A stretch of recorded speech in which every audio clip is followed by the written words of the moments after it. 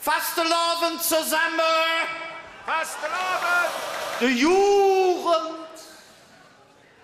Die Jugend ist ja frech geworden. Das haben wir haben das ja früher nicht gekannt. Widerworte und so, ne?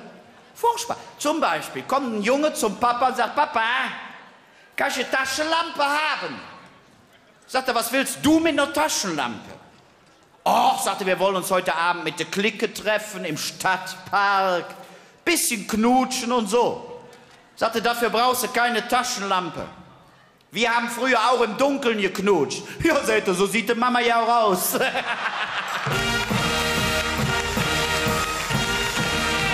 sich zwei Gänse. Sagt die eine Gans für die andere, spiel mir das Lied vom Tod. Sagt die andere Gans, Sankt Martin, Sankt Martin.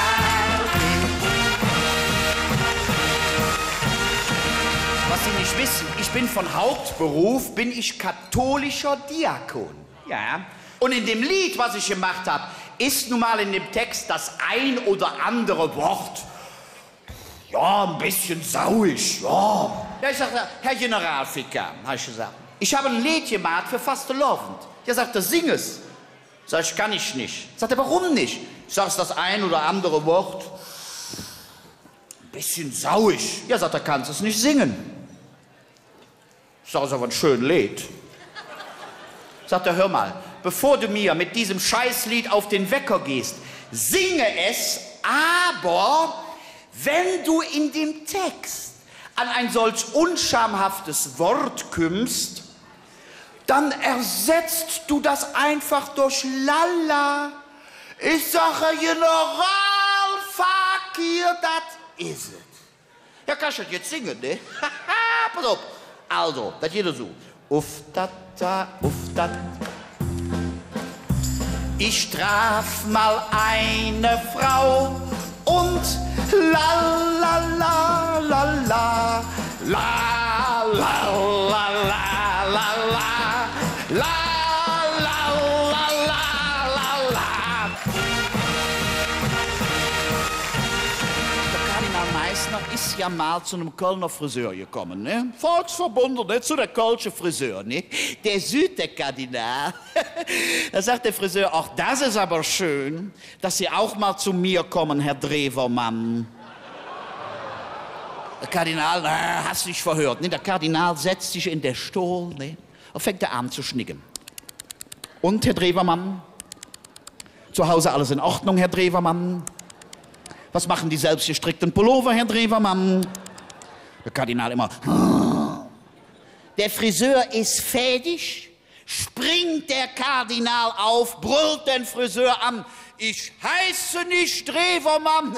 Seht ihr, das weiß ich doch, Herr Kardinal. Aber dann stehen immer so schön die Haare zu Berge. Kann ich mir so Der Papst, der war ja schon mal in Köln, ja, ist schon lange her, ne? Und da hat der Papst sich damals getraut, zum ersten Mal seinen sehnlichsten Wunsch, ne? Dem Kölner Chauffeur zu offenbaren. Ne? Da hat er gesagt, mein Sohn, es ist mein größter Wunsch, einmal selber am Steuer eines Mercedes zu sitzen. Da sagt der Ihr Vater, das ist doch ja kein Problem. Ich fahre Sie morgen früh um 5 Uhr raus, dann tun wir 2 tauschen. Ne? Ich komme auf die Rückbank und Sie kommen an Steuer. Ihr sagt, ja da, ne? Die 2 getauscht, ne?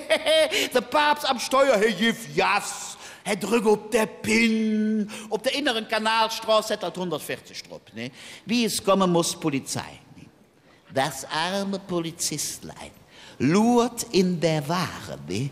Sagt, Moment, da muss ich erst mal telefonieren. Ruft an, ne? Ich habe ein Auto eingehalten, 140 km. Sagt, warum rufen Sie mich da an? Die Sache ist... Nein, sagt, das muss ein ganz hohes Tier sein. Sagt, Sie wissen, es werden keine unter... Nein, sagt er, es muss ein ganz hohes Tier sein.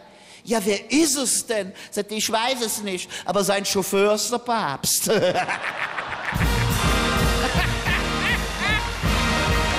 Was ist der Unterschied zwischen mutig, übermütig und dreist?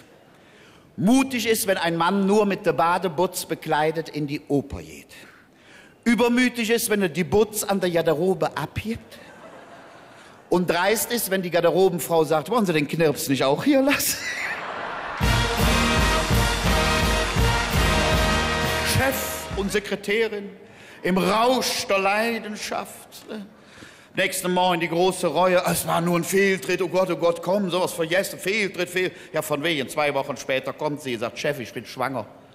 Katastrophe, ach, was soll ich machen, ich möchte meine Ehe retten und so weiter. Die sagt, Chef, richte dich nicht auf, ich habe die Lösung. Ich wollte immer schon nach Amerika auswandern. Das kannst du mir jetzt finanzieren. Außerdem war für mich klar, wenn ich mal Mutter werde, nur alleinerziehend. Also alle Probleme gelöst.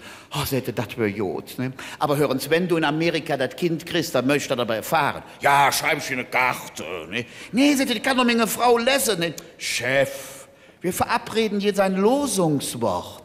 Oh, sagte, das ist gut. Ne? Pass auf, wir nehmen Sauerkraut. Sauerkraut ist unverfänglich. Ne? Wenn ich lese Sauerkraut auf einer Karte, dann weiß ich, alles klar, das Kind ist da und gesund. Gut.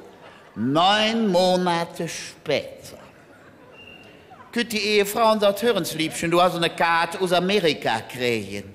Ja, was steht dann drauf? Er sagt, so eine bescheuerte Karte hast du schon nie gelesen. Da steht drauf, 3 Portionen Sauerkraut, 2-mal mit Würstchen, 1-mal ohne.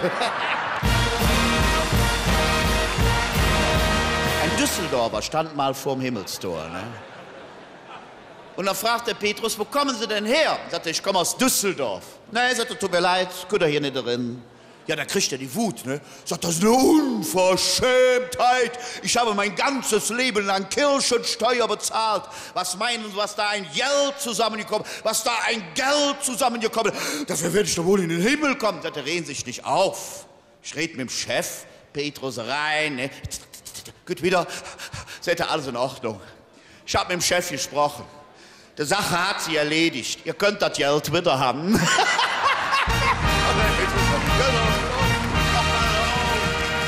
2 Frauen auf der Weihnachtsfeier. Fängt schon versaut an. Entschuldigung. Nee, war Quatsch, war albern jetzt, war Quatsch. Nein, es ging hoch her, aber sie waren brav. Ne?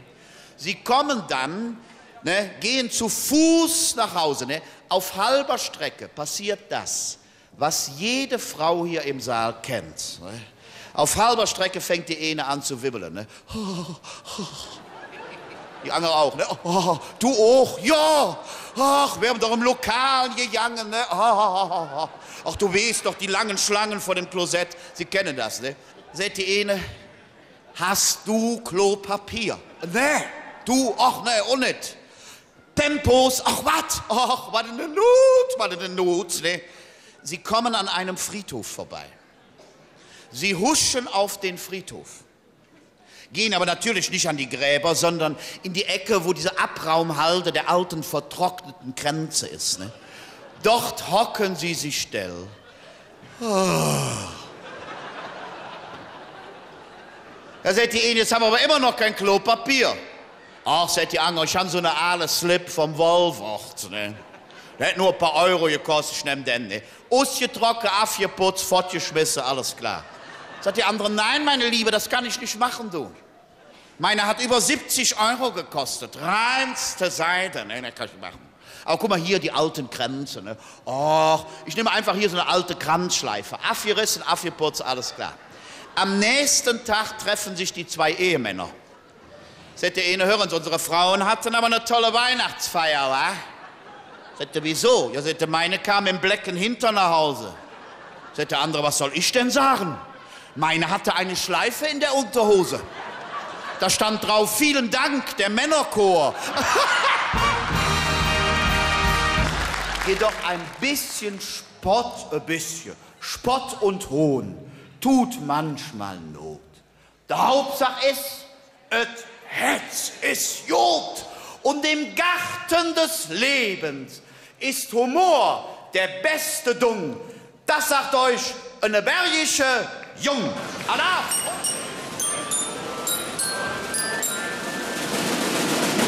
Seien Sie schon doch gestern den Peter getroffen, ne? Der Peter? Ja, kennst du den? Der Kleid? Ja. Die Stinkdrüs? Ja. Den kenn ich, den kenn Stell dir uns für, der geht um mich an und will mir Tags sagen und fällt hin. Ist sie gefallen? Ja, ich bin hingelaufen und der Opiover, da steht der da und konnte ja nichts mehr sehen. Wo der wie blind? Genau so, sag, haben wir den aufs Spital geschleppt, Ja, ne? wo jo, ja, wo Und im jo. Spital haben sie dem so ein kleines Döschen gejoffen. Was denn ne Quatsch, ne? Ja, da waren aber zwei so ein Glassplitter drin. Du meinst, es schon 2 Glasohren, ne? Ja, aber damit konnte er wieder die Zeitung lesen. Damit kommt der wieder sehen. Ja, Mit den 2 Glastöpfchen. genau. Kommt der wieder sehen. Konnte er wieder sehen. Und das soll ich glauben? Ja, warum dann nicht? Wenn das stimmt, habe ich auch einen Mann gekannt. Der ist mit dem Kopfchen in der Briefkasten gelaufen. Ja, Nicht der Daumen verloren. Nicht der Doktor den durch die Kuh auszudrehen nicht. ja. Und er gibt da 20 Liter Milch. Ehrlich, das Beweise. Keine Zeuge für. Sag uns, wer hat das da gesehen? Wer das gesehen hat? Ja. Der mit den 2 Glasohren von dir.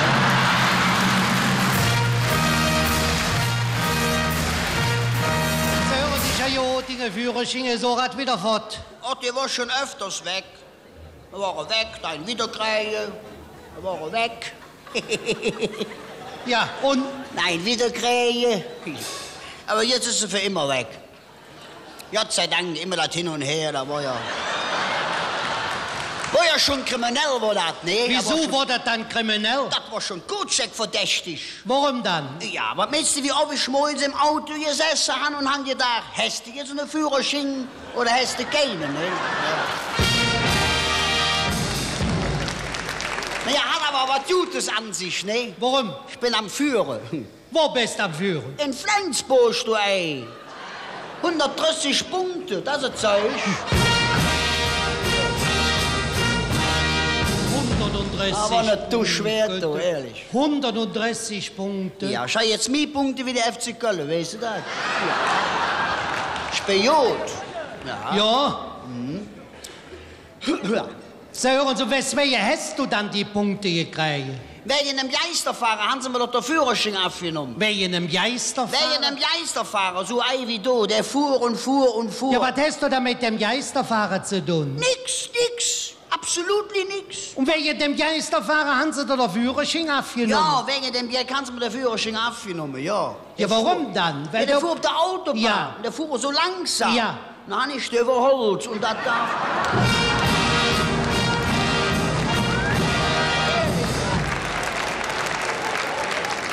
Du ey. So, hören Sie, und das Ei, das verbiete ich mir jetzt. Für dich bin ich jetzt der Herr Zimmermann und geh Eimi. Ist dir das jetzt klar? Nimm mir ein. Nee. Zimmermann. Ja. Geh Eimi. Zimmermann. Ich geh dran der Futze. Zimmermann. Zimmermann, für das Ei. Herr Zimmermann, früheres Ei. Darf ich noch einmal Ei sagen, ja? Nee. Nee. Nee. Nimm mir Ei. Nee. Stimm mir aus dem Paddelboot mit, ja? Nee. Nimm mich. Nee, ich will es nicht. Okay, einmal mich. Nee, ja, kein Mami. Nee. Zimmermann. Ja, Ei darf ich ja nicht mehr sagen. Zimmermann, das Frühere.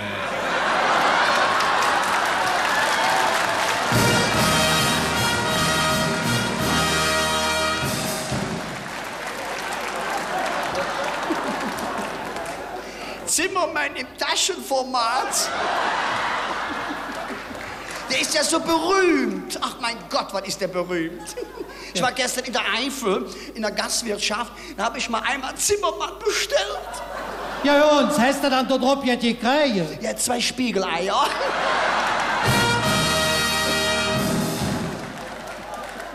Ich will dir uns jetzt sagen, mich hätte aber gestern Abend noch ein Mädchen eingeladen zu einer Tasse Kaffee, die aber nicht. Eine ganze Tasse? Was hat sie denn gesagt? Kommen Sie rein, der Zimmermann, kommen Sie rein.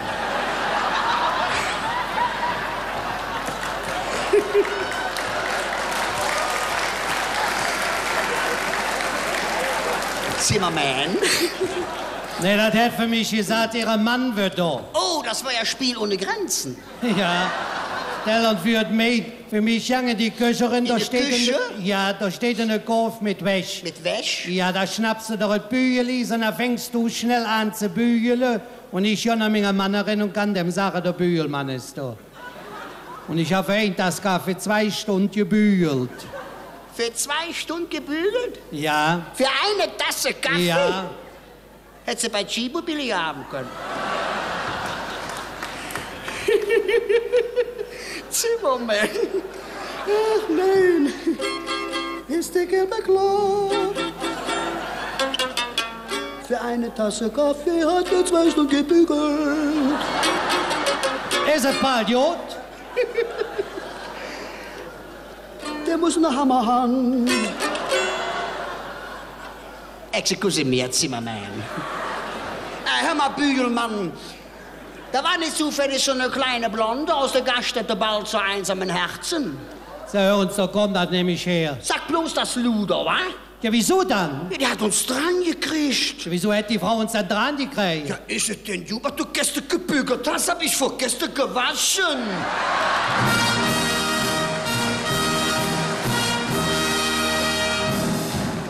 Hier ist Leben drin, wa? Bei dir ist Leben drin. Ich war doch in der Kur. Du warst in der Kur. Yes, ich war in Bad Kissingen. Du warst in Bad Kissingen. Ein Wahnsinnsempfangerbahnhof, wie ich da ankam. Mann, oh Mann, oh Mann, was war dann los? 21 Salutschüsse. Du bist jeck. Einmal haben sie mich bald getroffen. Naja, die müssen mich verwechselt haben mit dem Ei wahrscheinlich. Wieso das dann? Auf jeden Fall kann ich dir eins sagen, in Bad Kissingen hätte ich Frauen haben können. Ja? Wenn die mitgemacht hätten, ne? Ah. Ich habe alles durchgemacht. Alles? Alles. Ich hatte morgens Fango, abends Tango. Ram, dam, dam, dam. Ey, du Tänzer. Mittags hatte ich Anwendungen. Ja. Abends Zuwendungen. Und das nachts bist du mit dem Kurschatten durch die Gegend gelaufen, wa? Kurschab. Ja. Mein lieber Freund, du bist im Rückstand, du bist stehen geblieben. Meine Herrschaften, früher Zimmermann, heute Standmann. Das heißt doch nicht mehr Kurschatten. Mein Gott.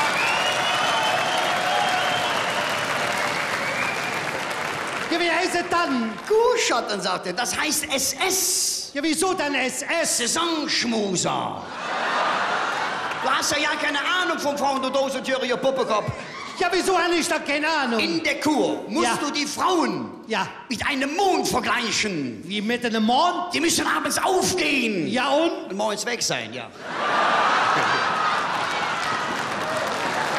Aber einmal, das vergesse ich in meinem Leben nicht, das muss ich Ihnen erzählen, das war mir so peinlich. Da musste ich mich nackend ausziehen. Und dann der Neid in der Bude.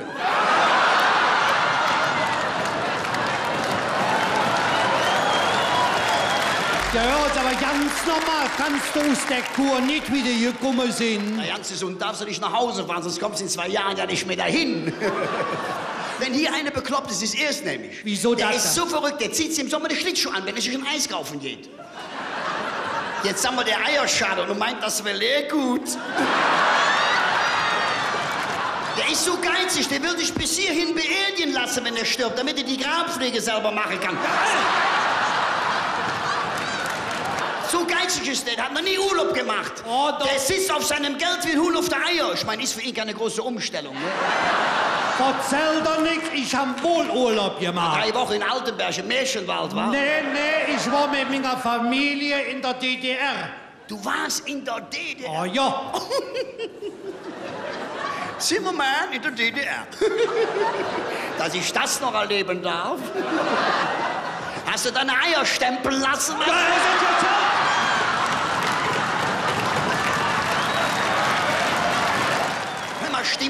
nicht, dass in der DDR die Mauer eine halbe Meter höher gezogen wird? Wieso das dann? Der Honecker hat seinen Bausparvertrag ausgezahlt gekriegt. Ja.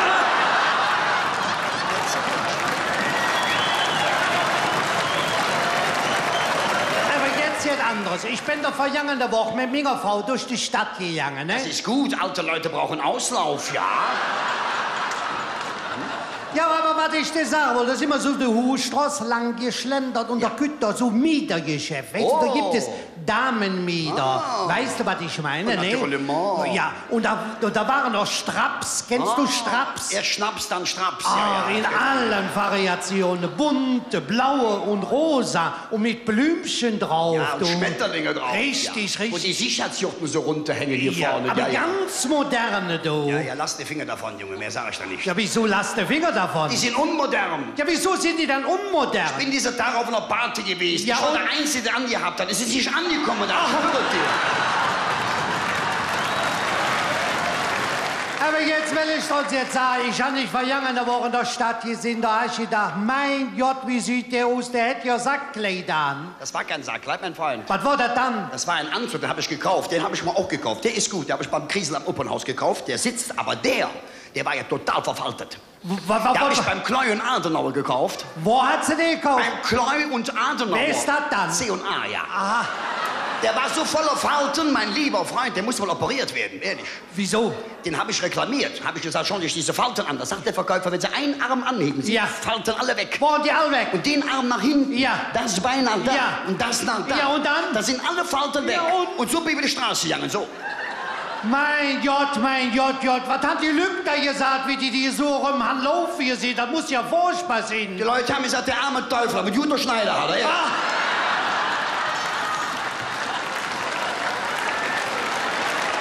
Ich habe meiner Frau auf dem Trödelmarkt einen echten Rembrandt gekauft. Oh.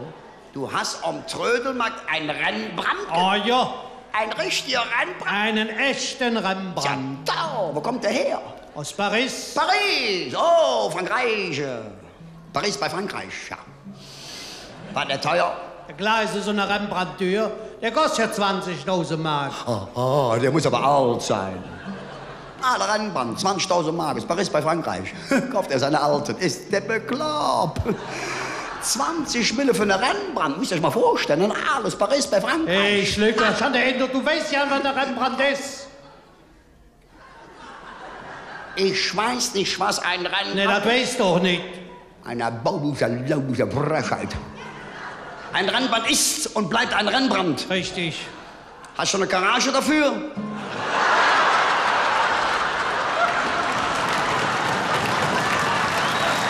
Lass mal in eine Rocke, ja? Ja, der gibt ja 4 für. A 1, a 2, 11, 11. Hey! Im Stadion, da knubbelten sich die Menschen, da war ja los. Da wurde sich gekloppt, am Boden gewälzt, et Lachen war in der Jas. Wir liefen dahin und wir wollten nicht Sinn und wir grätsen dann da für die Bier. Ob einmal geschreit, da kommen noch 2 und dann das waren wir. La la la la la la. Ach, Not. Was ist das dann? Der Takt.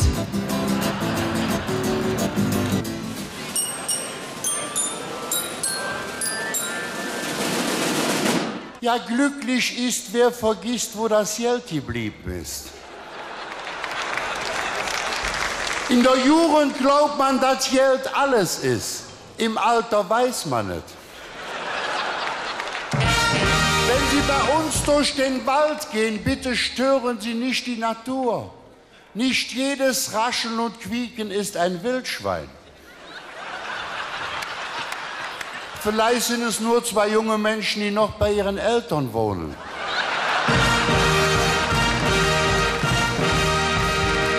Ja, und dann die Mädchen bei uns im Dorf, die heiraten heute auch schon alle sehr früh. Und dann warten sie, bis das der Richtige kommt. Es gibt ja auf dem Land zweierlei Frauen.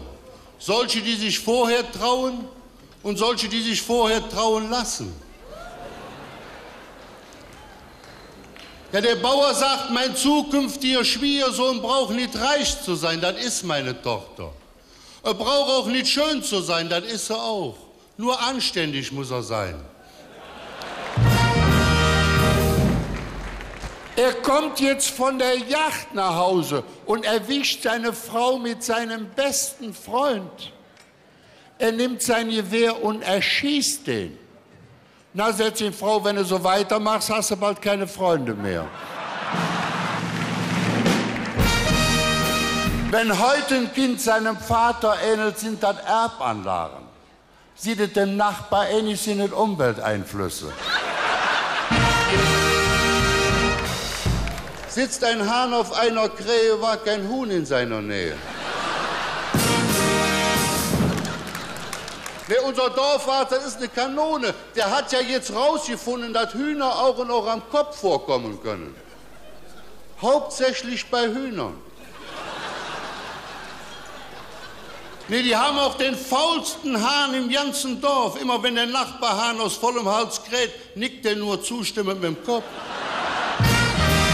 Ja, und jetzt behauptet er noch, er könnte das Alter der Hühner an den Zähnen feststellen. Sagt, du Spinner, Höhner, Hunterjagd in Zeng, ne, seht aber ich.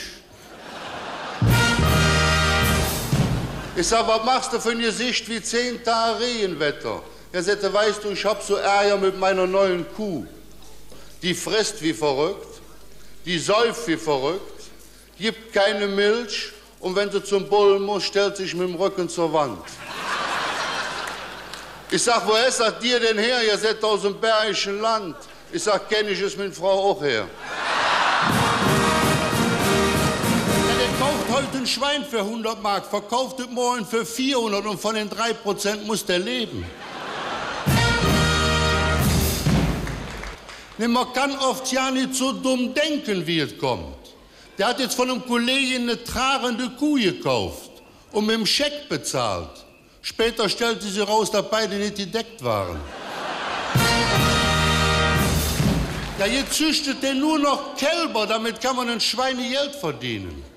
Ich war jetzt mal bei ihm im Stall, es dauert denn immer so lange, bis so eine Kuh gekalbt hat. Das hätte normalerweise nicht, aber solange wie du hinter der Kuh stehst, glaubt diese hätte schon gekalbt. Der steht nur noch auf moderne Unterhaltungselektronik. Schon wenn er morgens früh im Stall kommt, ruft er Hi-Fi. Jetzt seine Frau beobachtet, wie sie frisch gemolkene Milch der Kuh wieder zu trinken jagen. Sagt, du bist du verrückt, was soll das? Ne, setzt die Milch mir ein bisschen dünn, da wollte sie noch mal durchlaufen lassen. Um das Loch in der Rentenkasse zu stopfen, hat man jetzt neue Verkehrsregeln eingeführt. Rentner ab 60 dürfen bei Rot über der Ampel. Mit 70 müssen sie es. Ich sag, Kopf hoch, Junge, geht aufwärts. Mir juckt die linke Hand, ich glaube, es gibt mehr Rente. Seht der Blödsinn, mir juckt dahinter und ich glaube, die bescheißen uns wieder.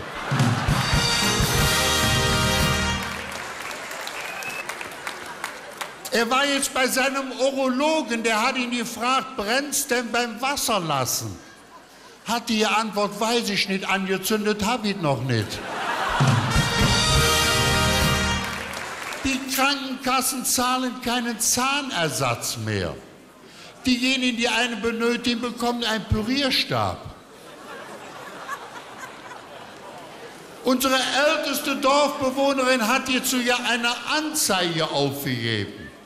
Bäuerin mit Untergebiss sucht Bauer mit Obergebiss, zwecks Einnahme gemeinsamer Mahlzeiten. Doch wenn bei uns im Dorf der Chor der Landfrauen singt und die Kuh im Stall ihr Euter schwingt und wenn dann noch kräht der Hahn auf dem Mist, dann weißt du, dass du im Bergischen bist.